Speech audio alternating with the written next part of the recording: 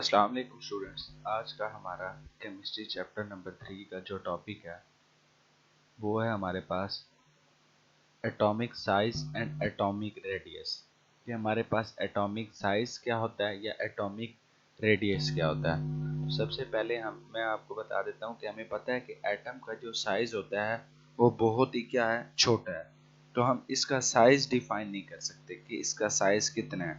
तो इसलिए एटम का साइज हम मेजर करना हमारे लिए मुश्किल होता है। तो हम इस साइज को के कंसेप्ट को या इससे किस तरह समझ सकते हैं, हम कंसीडर करते हैं कि दो एटम है या एटम को हम सफेयर के तौर पे, कि जिस तरह सफेयर होता है ना उस तरह हम कंसीडर करते हैं कि ये हमारे पास ये एटम दो स्फेयर के तौर पे, कि ये एक एटम है, ये एक स्फेयर है, और ये दूसरा एटम है, ये एक स्फेयर है। तो हम इस तरह कंसीडर करते हैं कि एटम स्फेरिकल फॉर्म में होता है। तो ये हमें किस तरह पता लगेगा?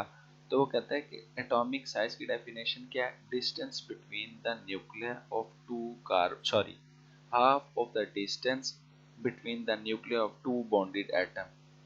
के हमारे पास दो बॉन्डेड एटम हो और इनका क्या हो, half of the distance between the nuclear of two bonded atom. के दरमियान में न्यूक्लियस है, यहाँ पे भी न्यूक्लियस है, हाफ ऑफ द डिस्टेंस, ये हाफ इसका हो गया और ये हाफ इसका होगा। Half of the distance between the nuclei के दरमियान जो आधे आधे डिस्टेंस आएंगे दो बॉन्डेड एटम के अंदर, ये एक एटम ये हो गया, एक एटम ये हो गया। यहाँ पे भी न्यूक्लियस है, हमें पता है सेंटर में न्यूक्लियस होता है, यहाँ पे भी न्यूक्लियस है। अब वो कहता है कि एक न्यूक्लियस से दूसरे न्यूक्लियस के दरमियान तक का जो फासला होता है इसे हम क्या कहते हैं? एटॉमिक साइज कहते हैं। अब वो कहता है कि मिसाल के तौर पे distance between the nuclear of two carbon atom is 154। कहता है हमारे पास दो कार्बन के एटम है मिसाल के तौर पे, और इन दो कार्बन एटम के दरमियान का एक न्यूक्लियस से दूसरे न्यूक्लियस तक का जो डिस्टेंस है वो 154 है। तो इनका रेडियस जो होगा, रेडियस हमें पता है r is equal to d/2 होता है। तो डिस्टेंस को 2 पे डिवाइड करेंगे तो 77 इसका रेडियस आ जाएगा, कि यहाँ से लेके यहाँ तक रेडियस, और इस पूरे को अगर कर लें तो वो हमारे पास 154 एटम का साइज आ जाएगा।